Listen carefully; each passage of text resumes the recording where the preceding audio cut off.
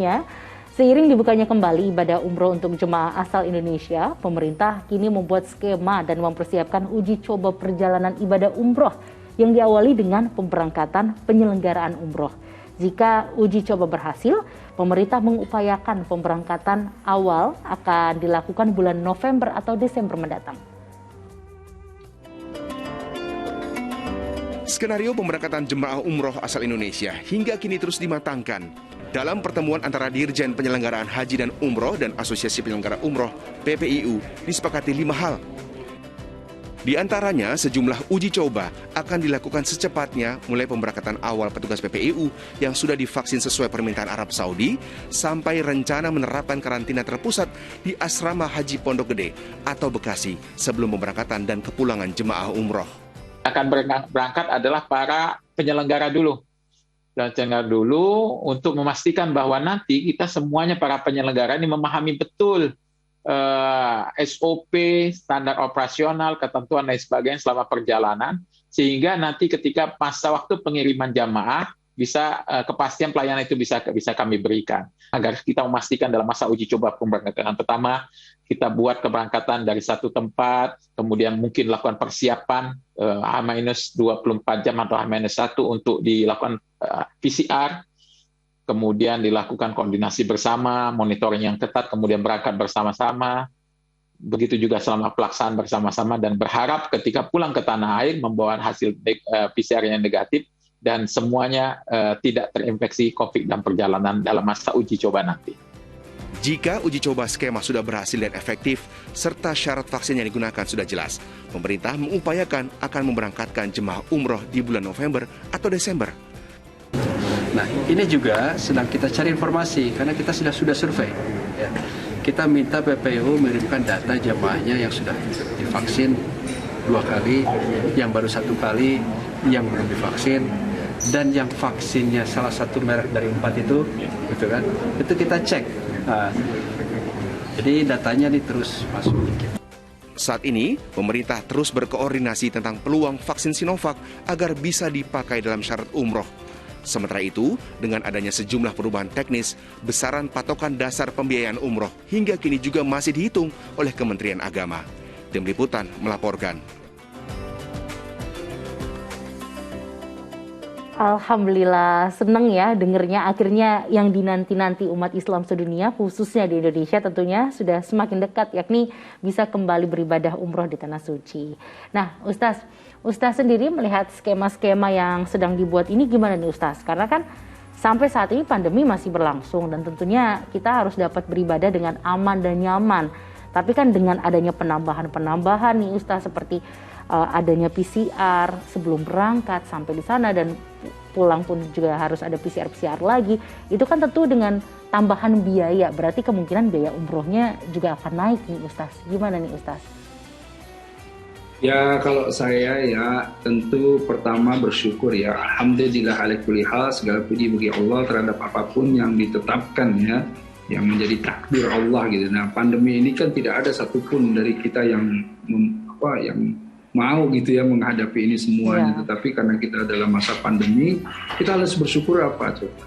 Ya 2 tahun kemarin kita kan nggak boleh itu, nggak bisa kita berhaji atau berumrah. Sekarang sudah bisa tapi dengan persyaratan yang sangat ketat, ya kan alhamdulillah gitu, daripada nggak bisa kan gitu. Jadi intinya kita harus melihat dari sudut pandang itu.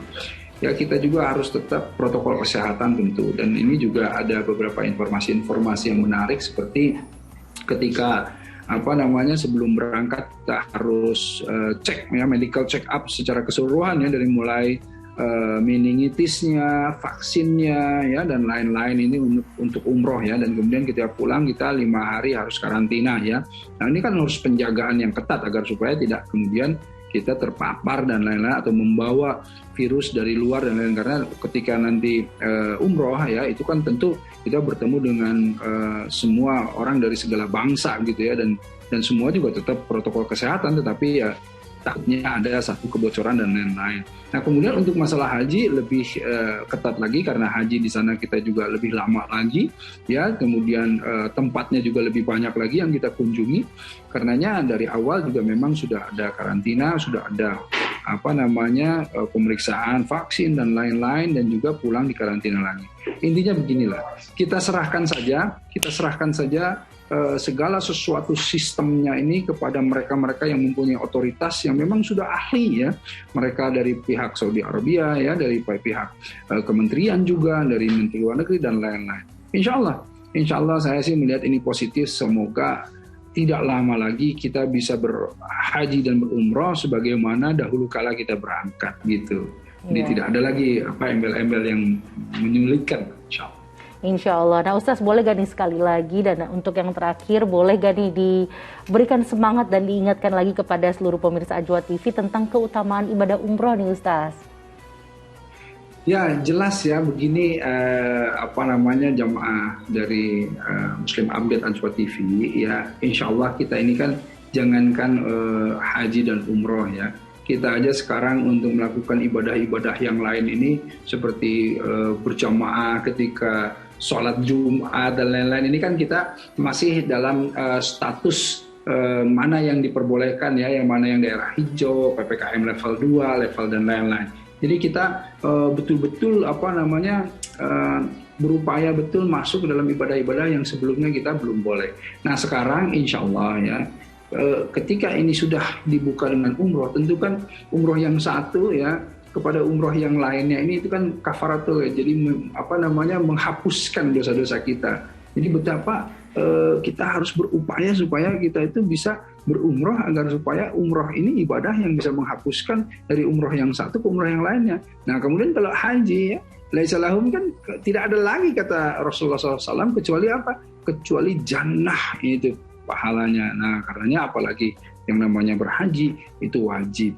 Jadi kita memang mestilah dari sekarang ya, bagi jamaah semuanya yang belum kemudian mempersiapkan mendaftar ya untuk kuota haji, ayo dari sekarang, karena memang daftar tunggu juga sudah lebih dari 15 tahun ya, 10 sampai 15 tahun. Jadi memang insya Allah dari sekarang ya sisihkan, siapkan, bukan sisihkan ya, tapi utamakan justru ya, diutamakan gitu ya, agar supaya kita bisa menunaikan ibadah yang wajib, yaitu berhaji insya Allah. Insya Allah. Jadi jika ingin umroh, ayolah pemirsa Ajwa TV semangat, dan tentunya kita tahu apapun yang dilakukan oleh pemerintah Indonesia demi keselamatan kita dan orang lain, kita ikuti dan kita patuhi. Baik, terima kasih Ustaz Erik Yusuf atas waktu dan tausiah yang diberikannya untuk seluruh pemirsa Ajwa TV. Sehat selalu ya Ustaz. Assalamualaikum. Waalaikumsalam warahmatullahi wabarakatuh. Ya, Muslim Update akan